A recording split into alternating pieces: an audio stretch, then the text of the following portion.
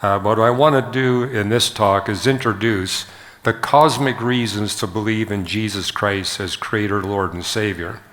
And my wife told me you always got to have a 3-point outline. She doesn't like it when I have 30 points on my outline. So these are just the 3 points. I'm going to first look at the evidence we have from astronomy that there must be a God that transcends space and time. Basically deism. Then go from deism to theism.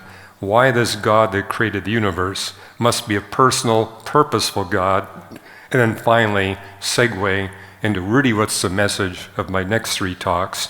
How can we look at the science and demonstrate that it testifies of a God intent on eradicating evil and redeeming billions of human beings from their sin? So basically taking you from deism to theism to the God of the Bible. And scientists increasingly accept deism. For obvious reasons I'll share with you in a minute. But they tend to be quite adamant in rejecting the idea that God is a personal being. But taking you back to my childhood, the first book I ever read on cosmology was when I was 7 years of age, and it was a book by Sir Fred Hoyle, The Nature of the Universe. And as I read the book, it was filled with amazing insights about the origin and history of the universe. But he had 2 chapters where he was basically bashing the Christian faith. And I said, why is he so disturbed about Christianity? But he did make this one statement. He says, there's a good deal of cosmology in the Bible. It is a remarkable conception. And that's something I never forgot during my growing up years. And when I finally picked up a Bible at age 17 and began to go through it, I realized that what Hoyle said was true. That the Bible says more than 10 times as much about the origin and history of the universe as all the rest of the holy books of the religions of the world combined. Now, most people are aware that the Bible talks about the universe having a beginning. As I speak around the world, people may never have heard of John 3:16, but they all seem to know Genesis 1:1. In the beginning, God created the heavens and the earth. Now, I remember reading that as a 17-year-old and saying, what are these heavens and earth? And as I read through the rest of the Old Testament, I realized you'll never find the word universe. There is no Hebrew word for universe. But they have this phrase, the heavens and the earth, shows up 13 times in the Old Testament, always referring to the totality of physical reality, all matter, energy, space, and time. And these are several of the other passages in the Bible that speak about this cosmic beginning. In the New Testament, you've got Hebrews 11:3. The universe that we can detect did not come from that which we can detect. And what can we detect? Matter, energy, space, and time. And today, we can scientifically test these assertions. I was reading the Bible for the first time at the same era when physicists were developing the first of the space-time theorems. Today we have over 30 of these theorems. In fact, for those of you that are fans of general relativity and tensor calculus, I actually brought one of these theorems here. So if you want to take a look at it, you can enjoy the beauty of the equations in that paper. But all these space-time theorems end with a paragraph that we can all understand. Basically, they state that any universe that expands on average throughout its history must have a space-time beginning, which implies that there must exist a causal agent outside of space-time, matter, and energy who creates his universe of space-time, matter, and energy. Now, they did come up with theorems that didn't require this being beyond space and time. But these are all models of the universe that would not permit the existence of life. Only a universe that expands on average throughout its history allows for the possibility of a physical life. And one of the authors of this particular theorem that I brought with me, Alexander Vilenkin, he wrote this, and he describes himself as an agnostic. But he said in his book, quote, with the proof now in place, cosmologists can no longer hide behind the possibility of a past eternal universe. There is no escape. They have to face the problem of a cosmic beginning. And what is that problem? proof of a space-time beginning implies a causal agent beyond space and time who creates our universe of space, time, matter, and energy. So just in a few minutes, we've gotten through the first point of the outline. A transcendent God must exist. And in my library at Reasons to Believe, I've got these books written by atheist astronomers and physicists. They refer to themselves as atheists, but when you read their latest books, they say deism is on the scientific table. We can't deny that some deistic view must operate. There must be a causal agent beyond space and time. But the real debate is God personal? And did he design the universe not only for the existence of human beings, but the redemption of human beings? Now, as much as the Bible says about the beginning of the universe, it actually says more about the expansion of the universe. These are a few of the Bible passages, and most of them refer to God stretching out the heavens. But the verb for stretch out in Hebrew is the verb natah, and it means the expansion of what's being described. And in these 11 texts, that verb natah is used in all 3 Hebrew verb forms, which means it's literally declaring that we live in a universe that's experiencing expansion from the cosmic creation event. And this is not just me, a 21st century astronomer, using hindsight to read this into the text. Jewish theologians, Nachmanides, Maimonides, and others 800, 900, 1100 years ago, looked at the Tanakh, the Old Testament, and discerned that the Bible really was speaking about a cosmic beginning and speaking about the expansion of the universe. Now, as an astronomer, I could show you multiple images of distant galaxies that demonstrates we live in an expanding universe. Here are just 2 of them. So at the left, we have galaxies 12 billion light years away, which means it took 12 billion years for the light to travel and reach our telescopes. And on the right, we have an image of galaxies 2 billion light years away. And I put both of these images to the same spatial scale. So you can see that 12 billion years ago, the galaxies are jammed so tightly together, they're ripping spiral arms off one another. But as we move forward, close to where we are right now, the galaxies have spread so far apart that this phenomena is now quite rare. And yeah, I post many of these images on my social media websites, and basically you can watch the whole universe expand over the past history of the universe, thanks to these Hubble Space Telescope images. And 8 times in the Bible it tells us we live in a universe where the laws of physics do not change. And it's no accident that the scientific revolution exploded out of Reformation Europe. Reformation scholars in Europe saw the Bible statements about the constancy, the fixity of the laws of physics, and said, we can trust the record of nature. Because physics doesn't change, we can make our measurements and know that we're actually getting a true picture of physical reality. Jeremiah 33, God says to the Jews, you change your mind all the time. But I'm a God that's immutable. I do not change. As proof, look to the laws that govern the heavens and the earth. As they never change, I never change. And you get confirmation in several other texts. Romans 8, it says that the entire universe, its whole extent, is subject to a pervasive law of decay. And of course, if you look at the book of Ecclesiastes, it makes the point that everything is decaying. And if you doubt that, just look at one another. We're all in the process of ongoing decay. Now, I saw all this in my late teen years and recognized, okay, if the universe has a space-time beginning and it's expanding from that space-time beginning under laws of physics that never change, where one of those laws is a pervasive law of decay, what we call the second law of thermodynamics, that implies that the universe must get colder and colder in a highly predictable way. It's the same principle in which your automobile engine operates. When the piston chamber expands, the temperature goes down and the gasoline stops burning. If you've got a diesel engine, you compress the chamber sufficiently that ignites the gasoline without the benefit of a spark plug.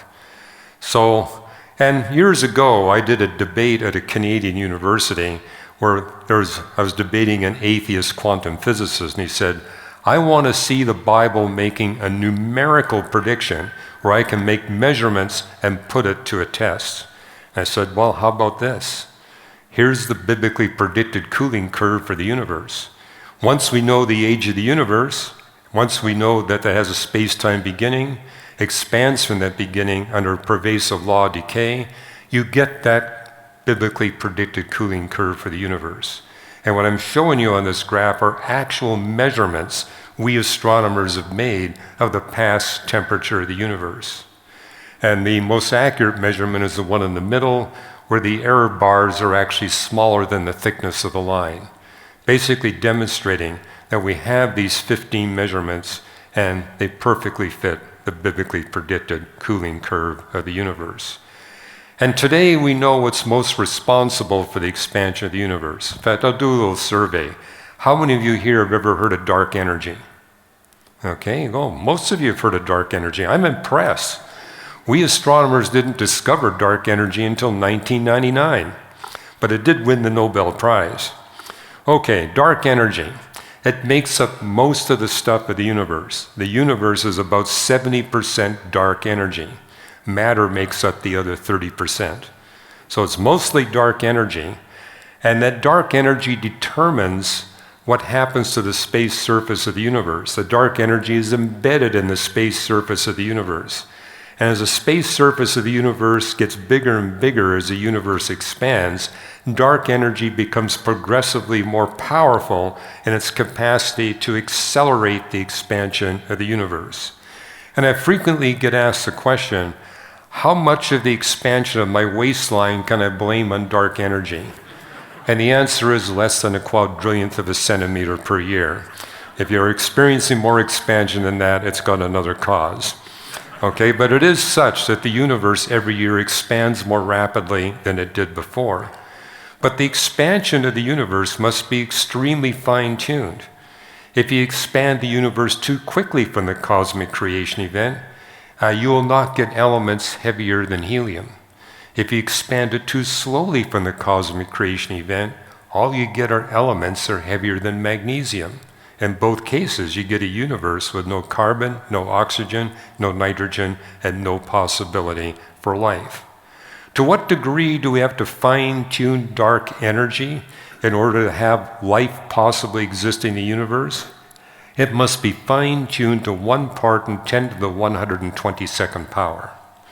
Now, to give you some context for that, there's only 10 to the 79 electrons and protons in the entire universe. So we're talking a number far greater than that. Or to make another comparison, we can compare the level of fine-tuned design in dark energy that makes possible the existence of life in the universe to the very best example of fine-tuned designs we human beings have ever achieved. And in my opinion, that would be the gravity wave telescope known as LIGO. By far the most exotically designed machine we human beings have ever built. But if you look at the fine-tuned designs in that gravity wave telescope and compare it to dark energy is 10 to the 96 times superior in its level of fine-tuned designs than the very best engineering design achievement that we human beings have pulled off. Now, who is responsible for inventing this amazing gravity wave telescope? The most brilliant physicists at MIT and Caltech. And I've worked with these people. They really are brilliant. But what this is showing us is that the one that designed dark energy, so we could all be here this evening, at a minimum is a trillion times more intelligent and more knowledgeable than those Caltech and MIT physicists. And at least that many times better funded than the US government that actually financed the building of this amazing instrument. Now, this is not just we astronomers and physicists who are Christians who are drawing this implication. I have with me here a research paper that was published by 3 theoretical physicists, all of whom are self-proclaimed atheists. The title of the paper is interesting. Disturbing Implications of a Cosmological Constant, which is another term for dark energy. And this paper caught the attention of Philip Ball. Philip Ball at that time was the physics editor for the British journal Nature, which ranks as the most prestigious science journal in the world. And he was an atheist. So he said, I'm going to interview these three. And so he interviewed it, and by the way, you can read his interview for free online. But here's a couple of quotes in that interview. What he got the three theoretical physicists to say is, quote, arranging the cosmos as we think it is arranged, that is with dark energy, would have required a miracle. Now, that's a remarkable statement coming from three theoretical physicists that are atheists. But they went on to say this: an unknown agent, namely beyond space and time, intervened in the evolution, that is the history of the universe, for reasons of its own, which explains the title of their paper, Disturbing Implications. The idea that if dark energy is real, there must be this agent beyond space and time performing miracles for reasons of his own was so utterly disturbing to these three physicists that they concluded their research paper with this final sentence: perhaps the only reasonable conclusion, we do not live in a world with a true cosmological constant. So after 21 pages of equations, they wind up concluding dark energy cannot be real. Because if dark energy is real, then we got this agent beyond space and time performing miracles for reasons of his own. Now, the drama of this paper, it was published just 9 months before we astronomers came up with 9 independent observational demonstrations that not only is dark energy real, it's the dominant component of the universe.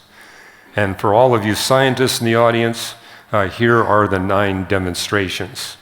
Looking at radio galaxy distributions, the Sloan Digital Sky Survey. Hey, go to reasons.org/articles/RTB dark energy articles. You'll actually see 25 independent observational demonstrations that dark energy is both real and the dominant component of the universe.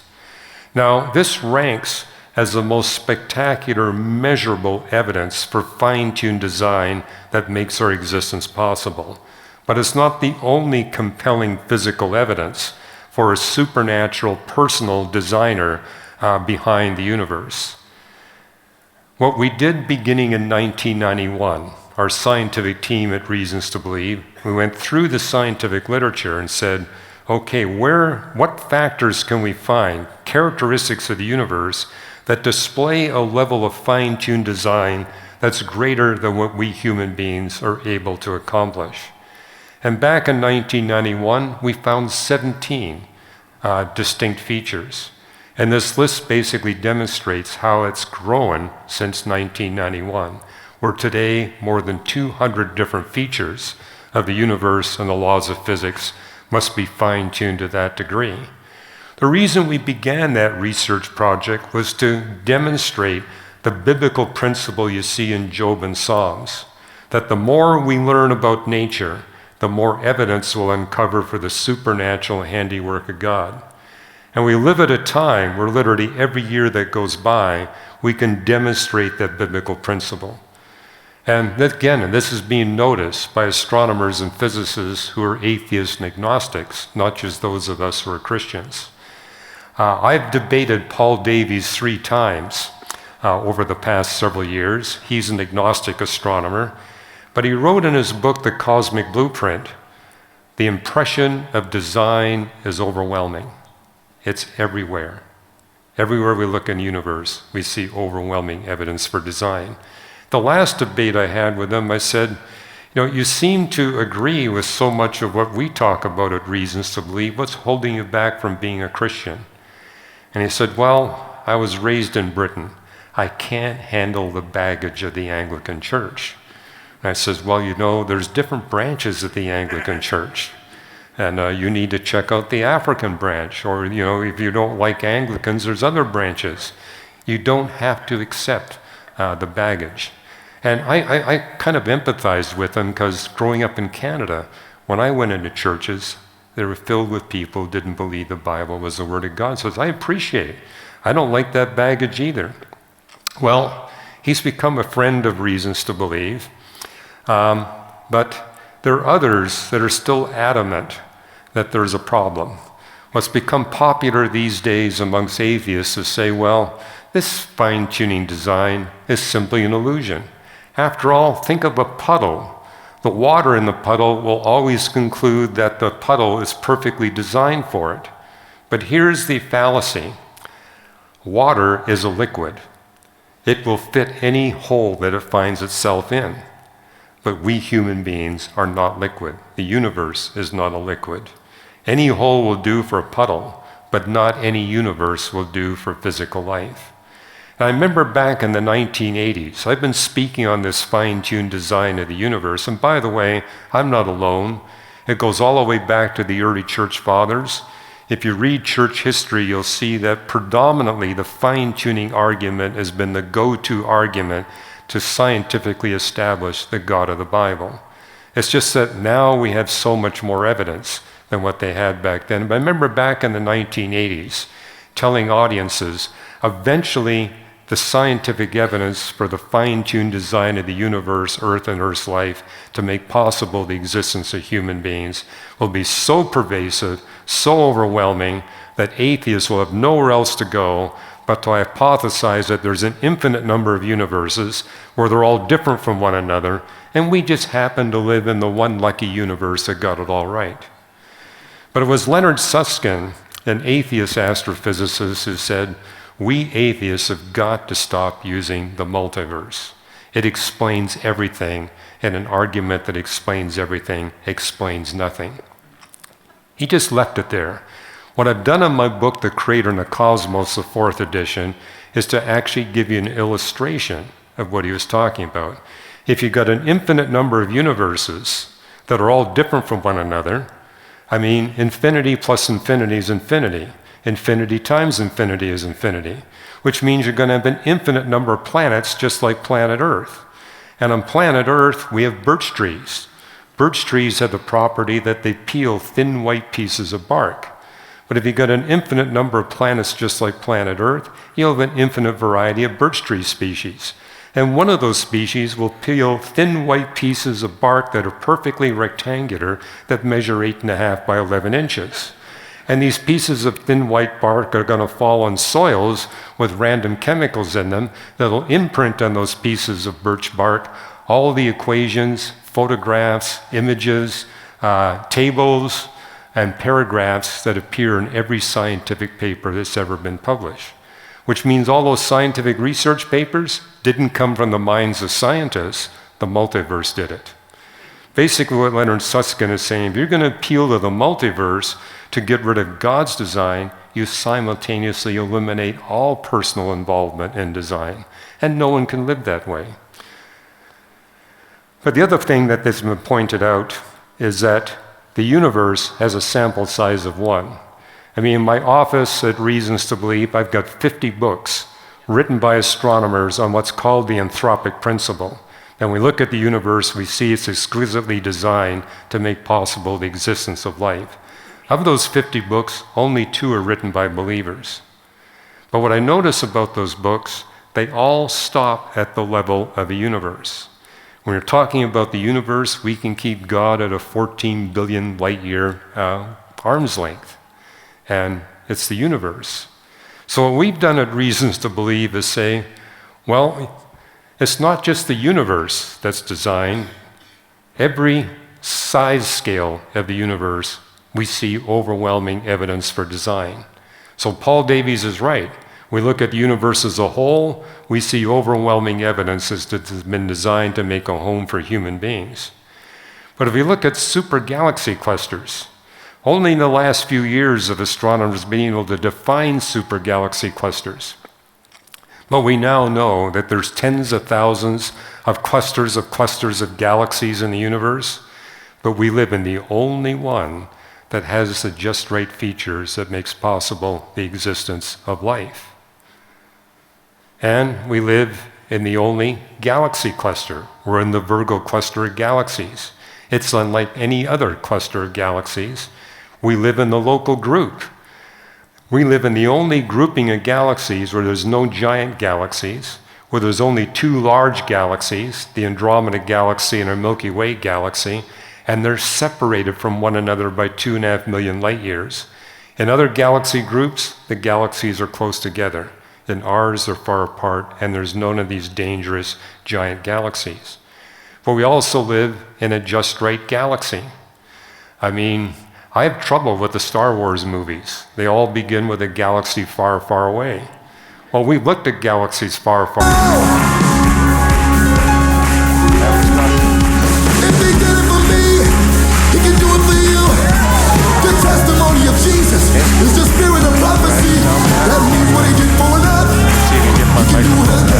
That means what he did for another, he can do it.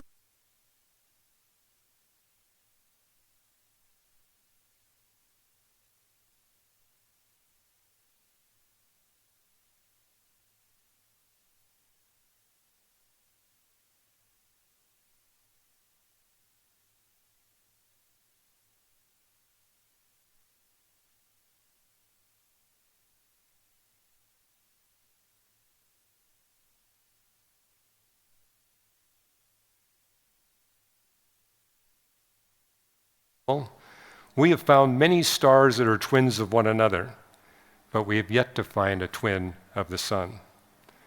And about 1995, astronomers discovered planets orbiting other stars. And they were predicting back then, we're going to find many planets orbiting other stars that are just like the planets orbiting the sun. Well, here we are in 2022.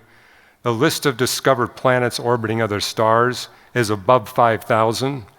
Not a single one of them are like any one of the 8 planets in our solar system. And this led to a new discovery.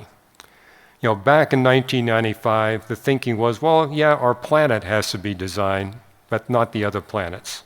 We now know that's not true. In order for advanced life to be possible on planet Earth, Mercury has to be precisely the way it is. Venus has to be precisely the way it is. Every one of the 8 planets in our solar system must be highly fine-tuned to make possible advanced life here on planet Earth. So we not only need a just right Earth, we need a just right Jupiter, Saturn, Uranus, Neptune, Mars, Venus, Mercury. They all have to be fine-tuned in order to make possible life here on planet Earth. And even the 5 asteroid belts that accompany our sun must be fine-tuned. We now have the capability of looking at asteroid and comet belts orbiting other stars.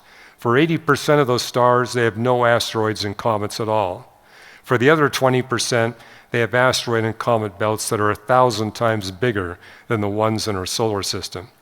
Only in our solar system do we have small asteroid and comet belts that deliver the just right amount of comets and asteroids to planet Earth to make sure our planet doesn't lose water. I mean, we lose a tiny amount of water to outer space every day, but the water we lose gets replaced by the water we gain from comets, which are 85% frozen water.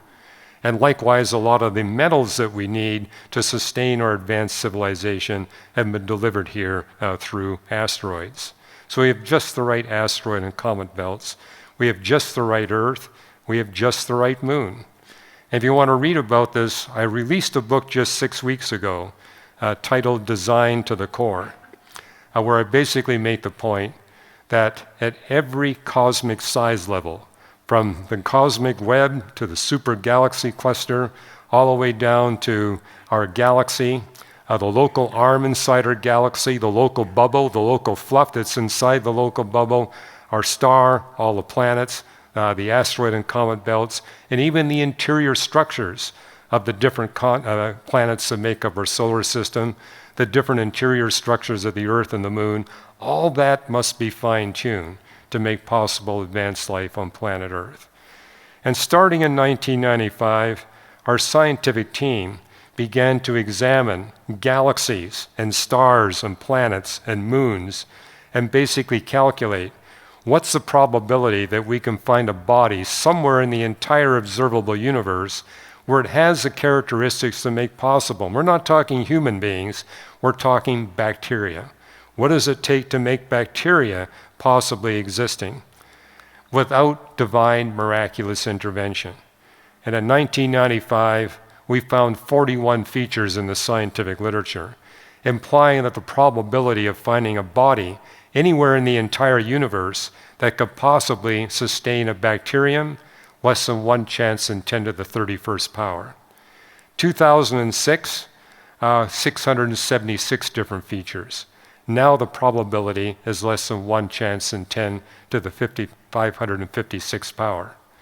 Now, if you look at that table in some detail, it's basically telling you that the evidence for supernatural intervention to ensure we have these fine-tuned features so that a bacterium can possibly exist on some body in the universe for at least a 1-year period, that evidence gets a factor of 1,000 times stronger with every passing month.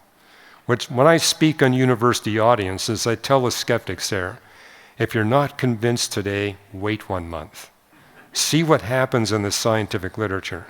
If you get a factor of 1,000 times more evidence that it must be fine-tuned to make a bacterium possible, perhaps you need to seriously consider the claims that the Bible makes on your life.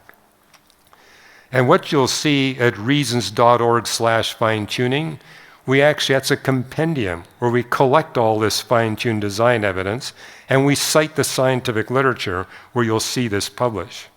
But part of that compendium, we compare the fine-tuning you need to have a bacterium existing somewhere in the universe for a period of 1 year or less. And then upping the game and saying, well, if we want to have a planet chemically transformed so it can support plants and animals, you need microbes existing at a huge abundance level for a minimum of 3 billion years. What is the possibility that we're going to be able to find a body in the universe where bacteria can thrive for 3 billion years without invoking divine miraculous interventions? And that's where you get that 1 chance in 10 to the 556th power. But if you want plants and animals, you see that the number of characteristics that must be fine-tuned goes up, and the probability becomes more remote, and particularly remote if you want human beings to exist. Less than 1 chance in 10 to the 1032nd power. But if you want a planet where at least 1 billion human beings can be redeemed from their sin and evil, now the probability becomes more remote than 1 chance in 10 to the 1614th power. To put that probability into context, it'd be equivalent to one of you here winning the California lottery 500 consecutive times, where you buy 1 ticket each time. Or, as a mathematician friend of mine put it, it's no different than the probability of one of you winning the California lottery 500 consecutive times where you don't buy any tickets at all. It's basically indistinguishable. And Freeman Dyson, he's not a Christian, but he is a theist, but he wrote in his book, Disturbing the Universe, the more I examine the universe, the more evidence I find that the universe in some sense must have known we were coming. What I'm going to reveal in my next 3 talks, it must have also known that the Creator intended to redeem billions of human beings from their sin and evil. The universe is actually designed to be a tool in God's hands to permanently eradicate evil and suffering from His creation, and the process redeem billions of human beings from their sin and evil. So I hope you'll join me for my next 3 talks where we get into the fact that, hey, we're not just looking at deism and theism, we're looking at the Creator, Redeemer God of the Bible. Now, I could have jumped into that whole point, but I purposely wanted to leave time for questions. And so I'll count on the organizers here to cut me off when my time is up. But you can ask me any question on any topic that deals with science, faith, the Bible, theology, whatever, anything goes. And we got microphones set up here and over here. Come behind the microphone because we all want to be able to hear what you're saying. And I'll be happy to respond as best as I'm able.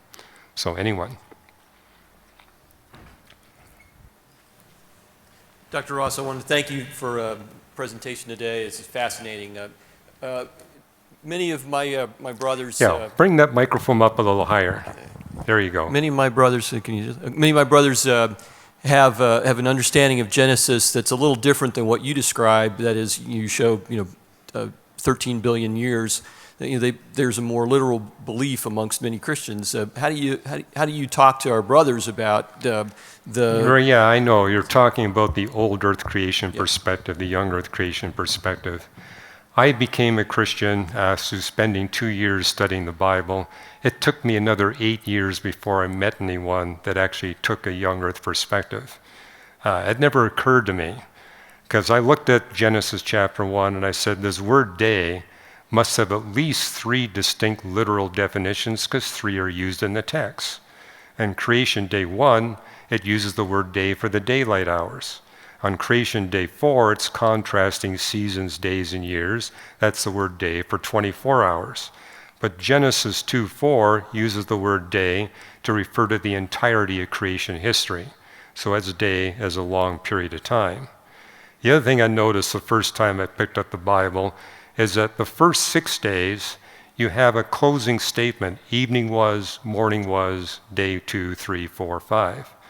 And I said, I'm not sure what the original Hebrew means by evening and morning, but at a minimum, this text is telling me each of these creation days has a definite start time and a definite end time. I anticipated finding an evening-morning phrase for the 7th day. It's not there. The chapter really should break at Genesis 2:4, not Genesis 1:31. So when you get into the 7th day, there is no evening-morning phrase, implying we're still in God's 7th day. And that's stated explicitly in Psalm 95 and Hebrews 4. We're exhorted, live your lives in such a way that you will enter into God's 7th day. So it's implying the 7th day continues. And for me personally, this was a huge aha moment. Because when I was being raised, my parents thought I was being obsessive about physics and astronomy. I had no idea where they got that from. But when I was 11 years of age, they said, we got to get Hugh reading something besides physics and astronomy. So they bought our family a big, thick book on evolutionary biology. I was the only one in the family that read it. But I remember going to my parents and saying, Mom, Dad, the numbers don't work. We have all these phyla and classes and orders before humanity showing up and nothing after humanity. They said, go talk to your science teachers. I did. They said, go talk to the science professors at the university. Nobody could give me an answer, but the Bible gave me an answer. For 6 days God creates. On the 7th day, he stops creating. He ceases from his work of creation to focus on his work of redemption. So this is why we have an evening-morning phrase for the first 6 days. That's when God's creating. On the 7th day, he stops creating. It explains why we see all these new phyla, classes, and orders and families before humanity, and we don't see any after humanity. It also explains why so many astronomers are Christians, because our data comes from the past. I keep telling my wife, look, I'm an astronomer. I can't be held accountable for the present. All of my data comes from the past because of the finite velocity of light. But almost everything we observe is from the 6 days. Whereas biologists, most of them spend their time looking at the biological world in the human era. And they say, we see no evidence for the supernatural handiwork of God. Explains why so many biologists are not followers of Jesus Christ. They're doing their research on the wrong day. You're not going to find evidence in the human era. You will find evidence in the pre-human eras. For 6 days, God creates. On the 7th day, rest. Great question. Thank you. Anyone else for? Okay, go for it. Hey, Dr. Ross. All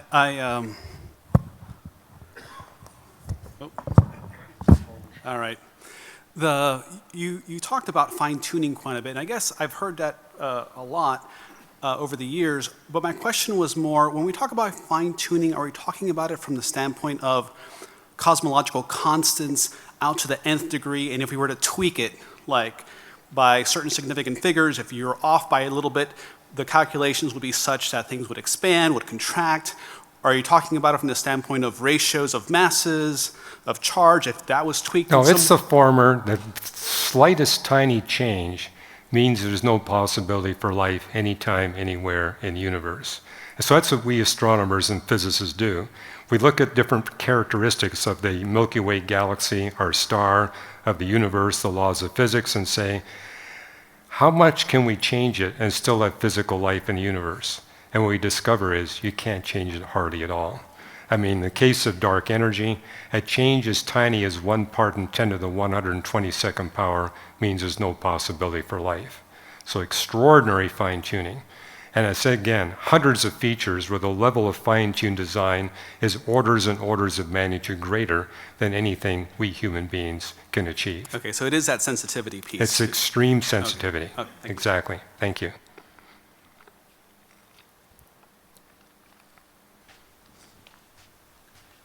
Hey, Hugh. Have you done any research or heard of Joshua Swadamos's The Oh, I know Genealogical? Josh Swamidas Okay. quite well. We've had a lot Okay. of dialogues. Awesome. What do you think about the theory of his kind of second Adam, Adam and Eve?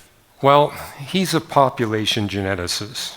And he's come up with a book where he basically makes a point that we can do a genealogical rather than a genetic trace back in time.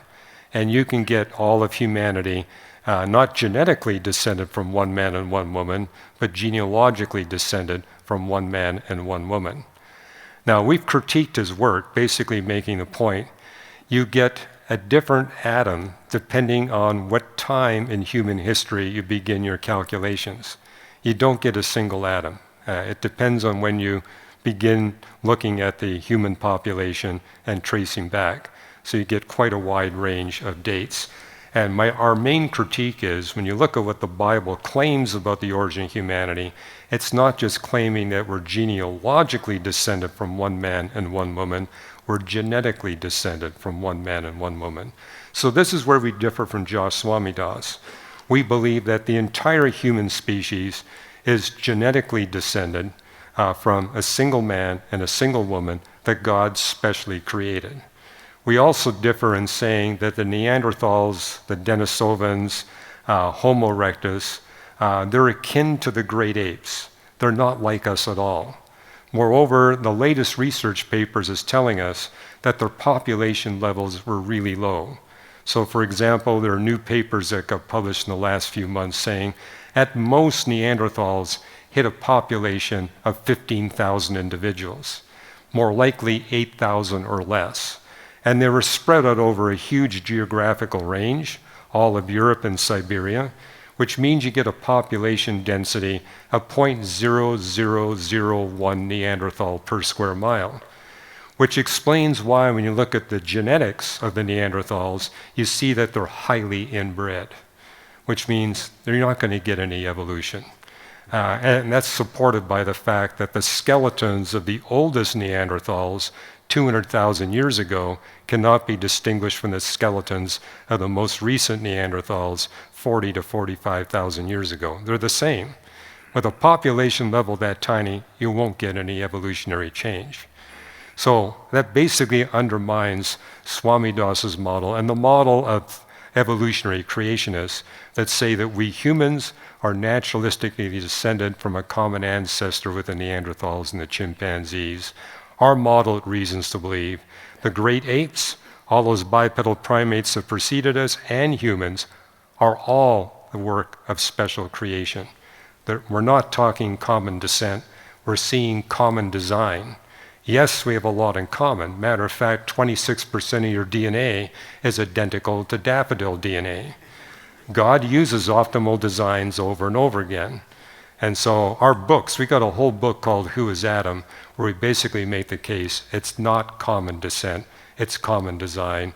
And when you look at advanced mammals, they're the product of divine miraculous intervention. And one evidence of that is when God created Adam and Eve, 8,000 mammal species on the planet. Today, there's only 4,000 mammal species. How many new mammal species do we have? 0. Half of them have gone extinct. We've yet to see a single new one appear, which we would argue is persuasive fossil evidence that we indeed are the product of special creation, not common scent by mutations, natural selection, and gene exchange. Okay, awesome, thanks. One other quick question. When you were talking about the expansion rate of the universe, is that a constant, or does the dark energy enhance the speed, or has that changed over time? Good question. Is dark energy governed by a single constant or multiple constants? That's why they put the James Webb Space Telescope into its position, is to basically answer the question. Is dark energy governed by a single constant, what we call the cosmological constant, or are there 2 or 3 constants that govern it? The evidence now is favoring it's a single constant. But it'll take the James Webb Space Telescope to prove that that's correct, or whether or not there might be a second constant. What we're predicting at Reasons to Believe, whatever the James Webb Space Telescope discovers is going to enhance the evidence for design. It will not decrease the evidence. Awesome, thanks. Yes, Dr. Ross. Kind of a theological question, I guess, but the Bible, especially the early chapters of Genesis, but I believe other parts as well, seem to suggest that sin is what brought us death, that specifically Adam and Eve's sin is Right. what introduced death not only to humanity, but to creation, whereas it would appear that what you're suggesting is that there was millions, billions perhaps, of years of death before sin. Can you try to reconcile that? Yeah, I can, and the reconciliation is fairly straightforward. Romans 5, verses 12 to 19, and 1 Corinthians 15, 20 to 22. Those are the texts that deal with the death that Adam brought about through his offense in the Garden of Eden. And what you see in Romans 5:12, for example, is death through sin as a result of Adam's offense came upon all people. Now, only one species is capable of sinning amongst the species of life on planet Earth, and that's us human beings. And notice Paul is careful to say death came to all people. He didn't say all life. He said it came to all people. And if you read on to verse 19, you get more statements from the Apostle Paul that Adam's offense brought death to humanity. He's silent on what's happening to plants and animals. And you get that repeated in 1 Corinthians 15, 20 to 22. Does that suggest then that Adam and Eve might have lived eternally had they not sinned? Yes, I mean, after all, what you see in Genesis 3, 20 to 22 is that now that Adam and Eve are in a state of sin, God sends 2 angels with flaming swords to block access to the tree of life in the Garden of Eden. And he explains why. Lest they live forever. And he meant lest they live forever physically. God's intent was to use physical death as a tool to deliver us from spiritual death. And actually that was demonstrated in the second person of the Trinity. He came to planet Earth, died physically to deliver us from spiritual death. We're in a different category than the demons. When the demons sinned, their consequences were permanent. There was no pathway for redemption because God was not able to use the tool of physical death to deliver them from spiritual death. So the demons can't be redeemed, but we humans can be redeemed because God made sure that we didn't get access to the tree of life. Well, thank you for addressing this because perhaps like a lot of others, I've come out of church backgrounds that suggest that all death and all animal predation, all of that is the result of the sin of Adam Well, what and Eve. might be helpful, I spent a weekend debating young earth creationist theologians on this very issue. And at the end of the weekend, they said, we do agree the Bible makes no mention of the death of plants and animals. It only addresses the death of human beings. And what I'd tell you as a scientist is, look at the crust of the earth. It's filled with oil, natural gas, and coal. It's filled with limestone. There's a lot of limestone here in Virginia, and filled with marble. It adds up to more than 76 quadrillion tons. You need a lot of plants and animals and bacteria dying to accumulate 76 quadrillion tons, and we wouldn't be able to have billions of people being redeemed from their sin and evil unless God put into the crust of the earth that huge treasure chest of biodeposits. We can take the gospel to all the peoples of the world thanks to that huge resource of coal, oil, natural gas, limestone, marble. And by the way, all the metals that we mine, they were concentrated by sulfate-reducing bacteria. So we need a lot of bacteria living and dying in order to be able to mine the metals so we can fly around the world, take trains, and have automobiles, etc. Okay, I got a few more minutes, so... Thank you, Dr. Yes. Ross. When you talked about dark energy and you explained how it causes the universe to expand, and it's happening faster and faster every year, and the cooling that is happening going along with that, can you, contemplate, or as a scientist, not predict, but sort of see that the direction that that's going affect things here on Earth that might cause birth pains for when the return of Christ might come? In terms of, if it's expanding and getting cooler, is that going to affect our galaxy and affect our solar system, affect Earth? And God definitely has intentions for birth pains because it's in the Bible. Right. Yeah, well, Woody Allen put out a movie many decades ago which featured a 9-year-old boy refusing to do his homework. And he said to his mother, "Heck, the universe is heading for a heat death. It's pointless for me to do my homework." And the mother responded, "I don't care what's happening to the universe, you're going to do your homework." But that young boy was making a point. If the universe is all there is or was or ever will be, that famous quote from Carl Sagan, and he said that in a course I took from him, also on national television. If that is really the case, we've got no hope. We have no purpose. We have no destiny whatsoever, because the universe is headed for an ultimate heat death, where everything's going to be exactly the same temperature. And where everything's exactly the same temperature, there's no heat flow to make possible life and consciousness. So if you really believe that, you might as well kill yourself, because it's going to make no difference whatsoever. But this is where the Bible is different. This is where Christianity is different from the other religions of the world. Christianity is a two-creation model. God creates the universe. I'll be talking about this tomorrow. God creates the universe as a tool to eradicate all evil and suffering. But once evil and suffering have been eradicated by the Creator through the use of the laws of physics and the characteristics of the universe, He will replace this universe with a brand new creation. And the new creation, there will be no gravity. There will be no thermodynamics. There will be no electromagnetism. None of that will be necessary anymore, because there will be no possibility for evil. And so He'll create a new creation. And so what it tells us in Genesis 1, when God created the universe, earth, and earth's life, He said it's very good. It's the best possible creation for the eradication of evil and suffering, but it's not the ultimate creation.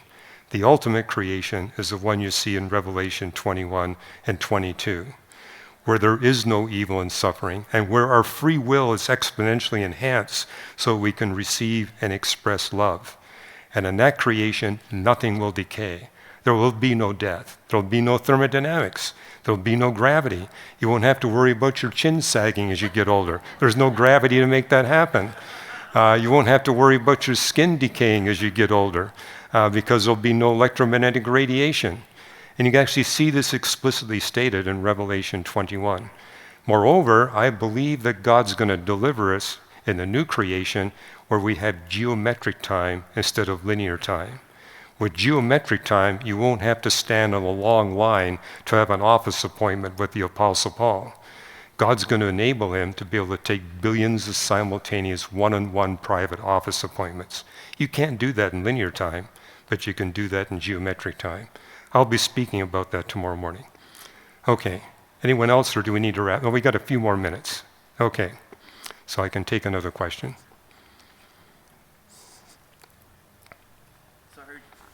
Hello? Okay.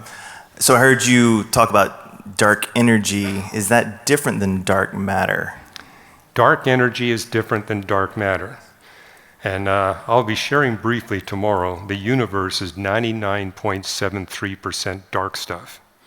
The stars and galaxies, all the nebula that you see, the planets, it's only 0.27%. And so you got dark energy, and dark matter is matter made up of particles that do not interact with photons. But there's 6 times as much dark matter as there is ordinary matter. And we need that ratio of 6 to 1 in order to have stable spiral galaxies so life can possibly exist.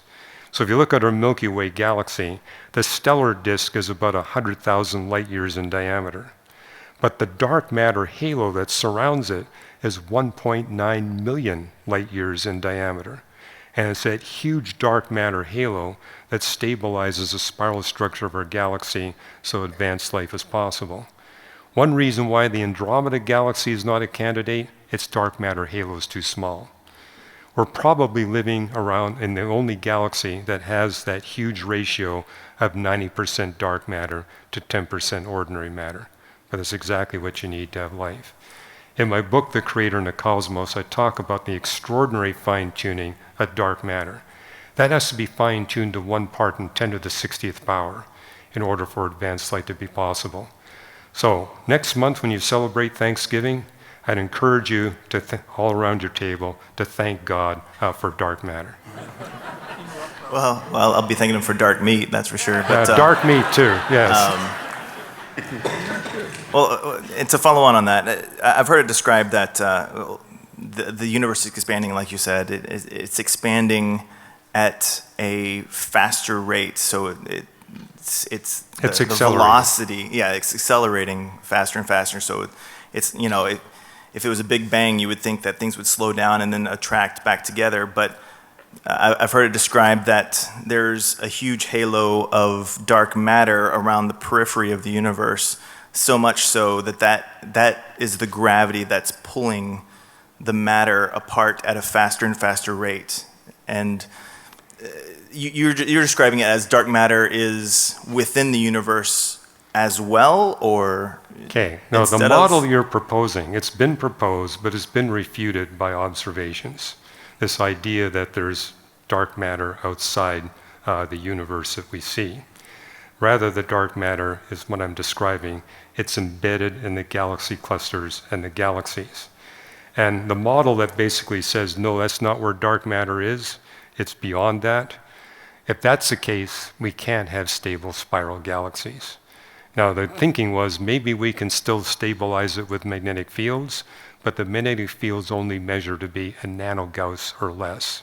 And so that model, and by the way, there are dozens of Big Bang creation models, and so that particular Big Bang model, which hypothesizes a different geography for dark matter, that's been refuted.